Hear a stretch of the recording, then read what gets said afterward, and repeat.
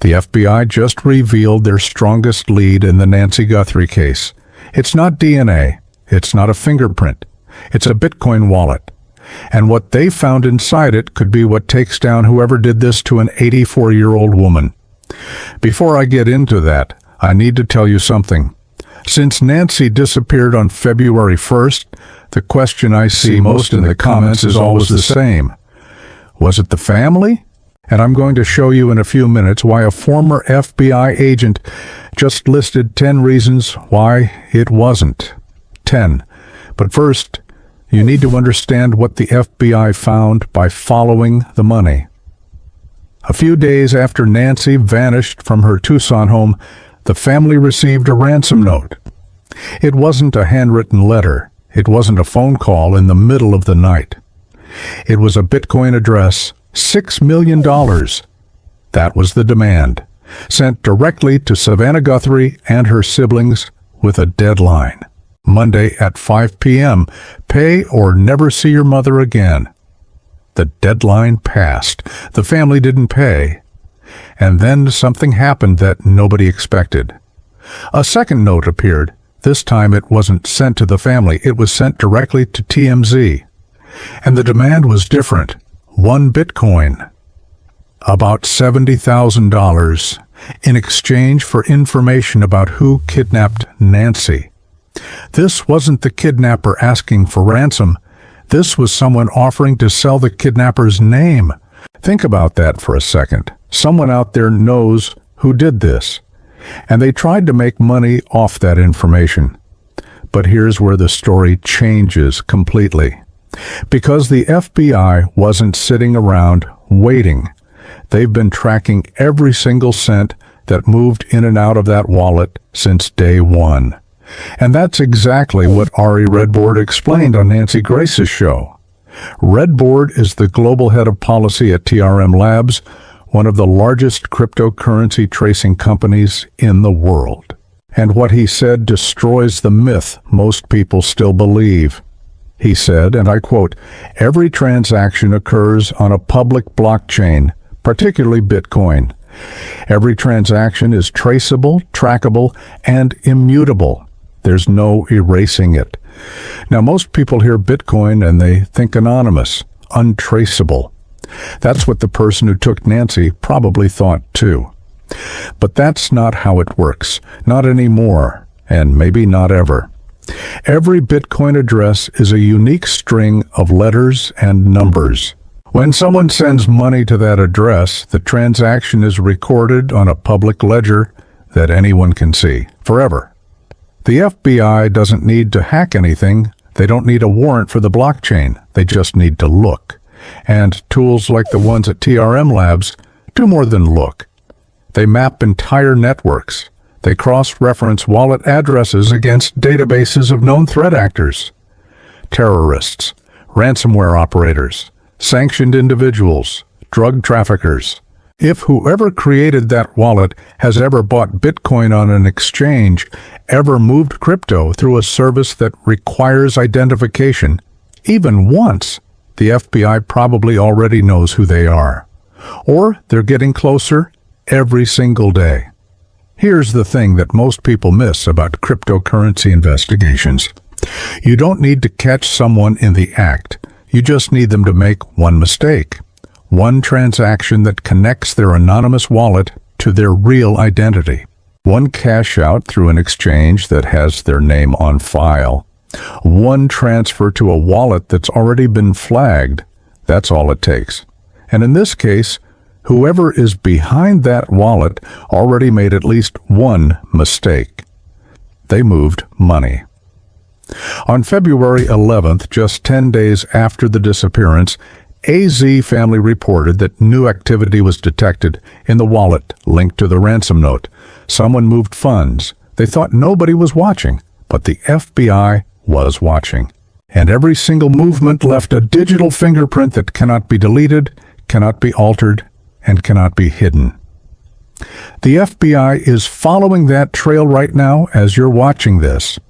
If you've been following this case and want to stay ahead of what happens next, hit subscribe and turn on notifications. This case is moving fast, and I don't want you to miss what's coming.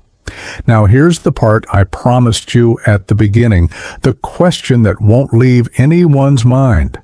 Was it the family? Because every time someone disappears, the first thing people do is look at whoever was closest. And in Nancy's case, that means looking at Annie, the daughter who lived with her, at Savannah, the famous daughter, at the son-in-law, at all of them. Jennifer Kidnapper is a former FBI special agent. She spent years working cases exactly like this one: kidnappings, missing persons, families torn apart by violence. She knows what guilt looks like, she knows what grief looks like, and she knows the difference. She just listed 10 reasons why she believes the family had absolutely nothing to do with what happened to Nancy. 10 reasons, not opinions from Reddit threads, not theories from comment sections. This is trained analysis from someone who did this professionally for the United States government. Reason 1. Statistically, matricide accounts for less than 1% of all homicides, and even less for abductions. It's the kind of crime that almost never happens. 2. The family displays genuine grief. Kidnapper said they're not acting. She analyzed their emotional responses and concluded the pain is real. 3. Nancy was 84 years old and in poor health. If someone in the family wanted to harm her, they wouldn't need to stage an elaborate kidnapping with ransom notes and a Bitcoin address. It makes no sense. 4. The financial motive is weak. Nancy's home is worth approximately $1 million. Split 3 ways, that's a little over $300,000 each. Nobody architects a crime this complex for $300,000. 5. The plan is far too elaborate for a family member. Ransom notes, Bitcoin, cameras disabled, a mask. A family member would use a much simpler method. 6. Annie and her husband were Nancy's daily caregivers. They had direct access to her every single day. If they wanted to do something, they didn't need to break into their own home. 7. Savannah didn't need the money. She's one of the highest paid anchors in American television, and Nancy appeared on the Today Show. She was an asset, not a burden. 8. The timing doesn't add up. The disappearance happened while Savannah was on Olympic coverage assignment. If she were planning something, why choose the moment when she's most visible and furthest from Tucson? 9. Law enforcement officially cleared the family. The FBI and the sheriff's office confirmed that no family member is a person of interest, and reason 10 is perhaps the most revealing. Security cameras show that someone made 3 reconnaissance visits to Nancy's home in January. 3 times. Someone who grew up in that house doesn't need to scout the property. That's the behavior of an outsider. So if it wasn't the family, who was it? That's what makes this case so disturbing. Because the clues don't point to a stranger who picked a random house. They point to someone who knew the property.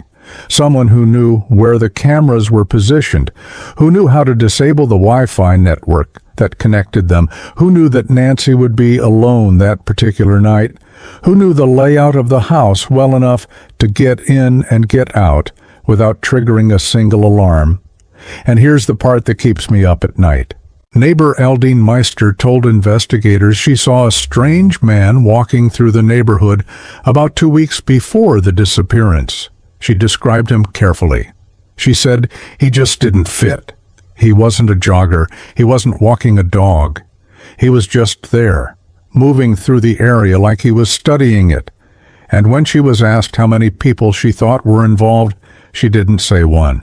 She said 2 or 3, multiple kidnappers, coordinated, prepared. A doorbell camera captured the suspect that night, masked, wearing dark clothing, carrying a full backpack. Was the backpack full when he arrived, carrying tools for the job? Or was it full when he left, carrying something he took from inside the house? Nobody knows yet. But the FBI knows one thing.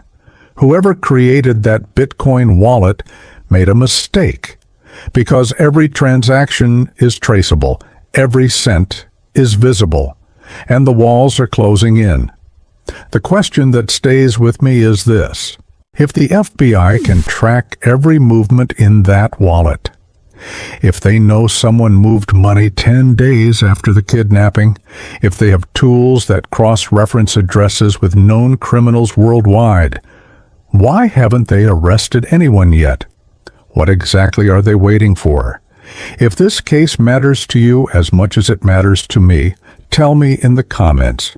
Do you think Bitcoin is going to be what cracks this case? Or is there something the FBI still isn't telling us?